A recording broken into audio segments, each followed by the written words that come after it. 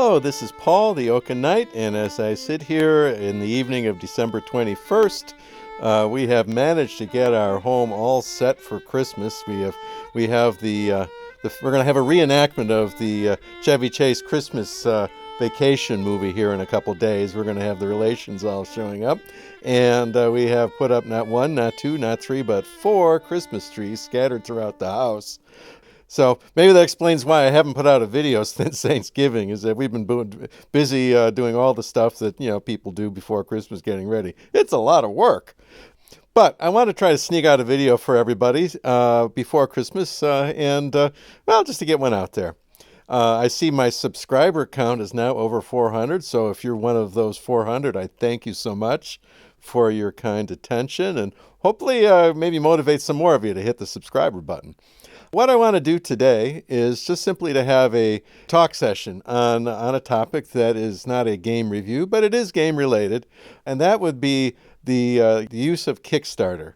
Now, anyone who's follows games knows that the publishers have started putting various titles up there. Some do it more than others, but I just want to talk about my personal experience with Kickstarter and what I believe it is and what I believe it is not. Kickstarter, what it is a place where you can go ahead and find something that suits your fancy and go ahead and pledge towards it at varying levels. And usually most game companies do have more than one level you can subscribe to. And that's really what you're doing, because what it is really a pledge that may or may not be fulfilled for a product that may or may not exist, nor may it ever exist. So it is basically, in my view, a pure speculative buy of a product that you may never see. Now, the good news is that generally speaking you will. And I will say that I have done 12 of these over the years, but probably been doing it about 4 years, I'd guess. And over that time, I've done 12. And I've had the majority of them fall into the category of what I would call good. Good means if my expectations were fulfilled. When I was in my MBA program years ago, I took an investment course, and there, of course, you define what is risk. And basically risk is the chance of your expectations not being fulfilled. And in the investment world, that usually means, well, my stock did not do well. Okay, it did not give me the return that I expected. However, it can also mean that it's the other way. They went beyond your expectations the other way. So sometimes, even in the investment world, if it returns too much money and you don't do proper tax planning, you may be surprised how much money you owe to the government once you go do out your taxes. And if you haven't prepared for that, you may have the risk, even though it was a good result in one sense. If you didn't prepare for the taxes, it can be bad. So could be expectations not being fulfilled one way or the other, to the positive, to the negative, with the happy medium being what your expectations are. So I would say probably 8 or 9 of these, something like that. Probably say 8. 8 of the 12 were right in there, where they were either everything came to me as advertised, and sometimes I think what they advertised wasn't even up to what they sent, and what they sent was actually amazing. I mean, I would say the World at War 85 was the best Kickstarter I ever did. It was just an amazing amount and quality of stuff that came to me. I was amazed. And you can look at the videos I've got out there. That's all, I did the campaign for you guys because I was so happy with it. And most like that. Although I will say timing is part of it, and I'm being kind of forgiving on the timing because, they kind of give you an idea of when to expect something coming. But generally speaking, if you get it within a year of what they say, you're doing pretty good. So you have to be kind of lenient on when you get it. But what you get, I would say, most times I've gotten what I expected to get. So that would be, good results. Now, I would say the good, the bad, and the ugly. Well, bad result would be clearly something that didn't come as expected. But that can have a couple different forms.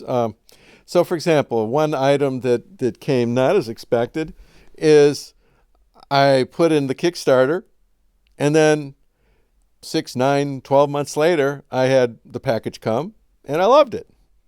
And then I had another package come with the same thing. And I was saying, well, I think I only ordered this once. Then I double-checked, and in fact I had. But How that happened, I have no clue, and I've never figured it out. But clearly, my expectations were not met. It may have been I paid for it twice. Now, when you understand Kickstarter, one of the things that's not really well explained, in my view, is that when you put out your pledge, you go to Kickstarter, you find the thing you want, you hit the button, you get out your credit card is charged, and you think that's the end of it, but it's not the end of it.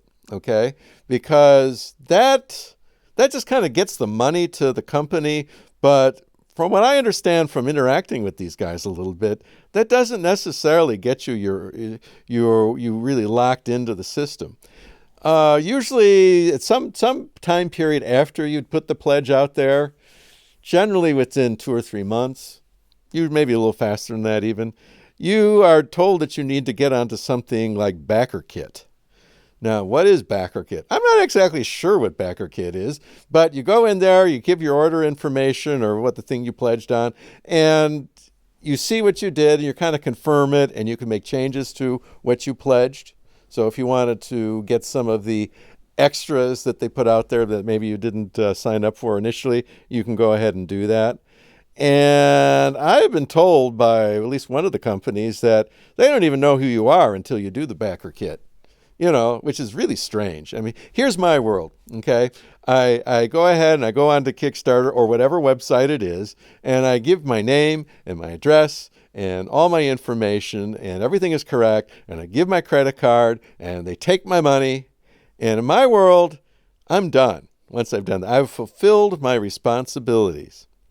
Well, in the Kickstarter world, I have been told by at least one company I was having trouble with that, no, that isn't enough because they don't know about you until you do the BackerKit. Okay? So my view is that it's not well explained. Maybe it is. Maybe I've just missed it. But when I go on to Kickstarter, I don't see that jumping out at me as far as one of the things you have to do so that they know about you and that you are in the queue to receive what it is you just pledged for.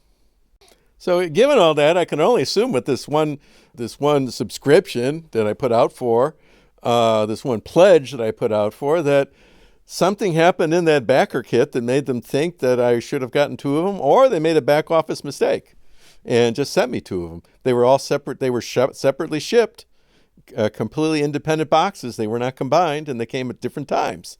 But that's what happened. Again, my expectations were not fulfilled. Other examples are these things coming grossly late. Okay, so I'll be forgiving on time, but that does happen. It does happen when it starts getting over a year late. After you signed up, you were led to believe that you would have something by a certain time, and then it doesn't come. The most common thing I've seen is that they say it's going to come like November, December, so you have it for Christmas. Believe me, you're not going to have it for Christmas. I don't think I've ever seen that work that way. It always comes in February. Okay, and it has a lot to do with a lot of the stuff is game things are made in China, and it just always takes longer than they think.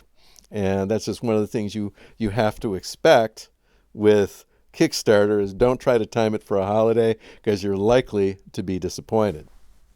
Another example of something that didn't happen as expected is that I put the pledge out there, and I kind of forgot about it.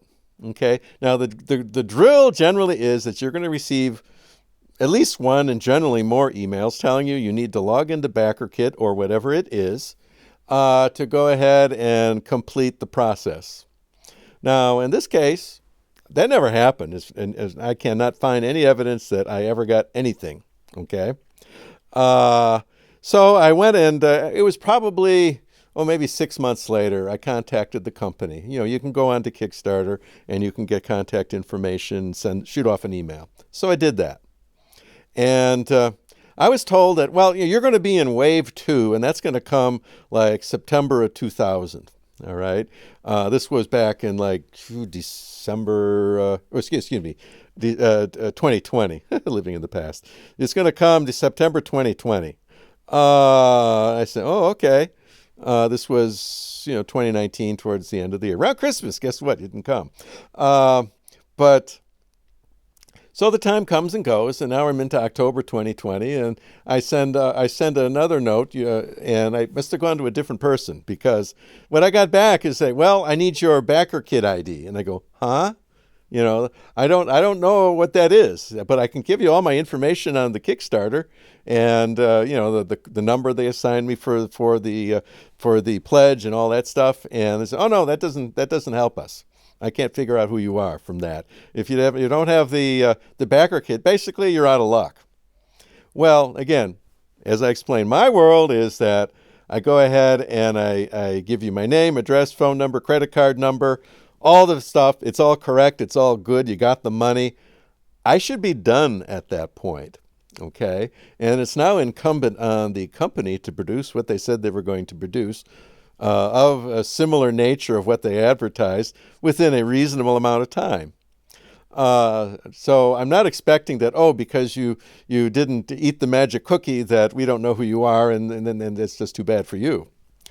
So I took that, and then I said, well, this other guy I talked to wasn't like that. And so I sent out another one after stewing for a little while and calming down. And basically I would say, oh, well, we went back and forth a little bit. He actually checked into it. He found me. And he said, well, you're going to be in wave 2, or whatever the wave was. And that's going to be, I think it's supposed to come out in a couple months. Again, wave 2, it kind of got moved out. Like I said, don't expect it for Christmas. It's never going to come then. And he said, I just kind of pressed him on it a little bit. He just absolutely assured me up one side and down the other that it was I was good, and then it would come. So that's where it is right now. It ain't over till it's over. But this whole business about understanding the relationship between Kickstarter and backer kit is important, and it's not well advertised that I see. Now, the other thing that was kind of interesting is that after this, I contacted this guy for the second time. I got this, and he had checked into it. I got this email from something called GameFound, and apparently it knew all about my Kickstarter, but it's got another background thing that they use to understand who you are and to do the fulfillment. I have no idea what that is, and why should I? And when I checked around a little bit, I found a third one. So I'm not sure what all these, first it was backer kit, then it's that plus something else, now it's that plus something else plus GameFound. I'm not understanding this. It really, I'm not understanding this, and I've done 12 of them. So if you're just getting started, you might want to check into that. I don't know. And finally, I would say the truly ugly side of Kickstarter is that when you find out there's no Kickstarter police out there.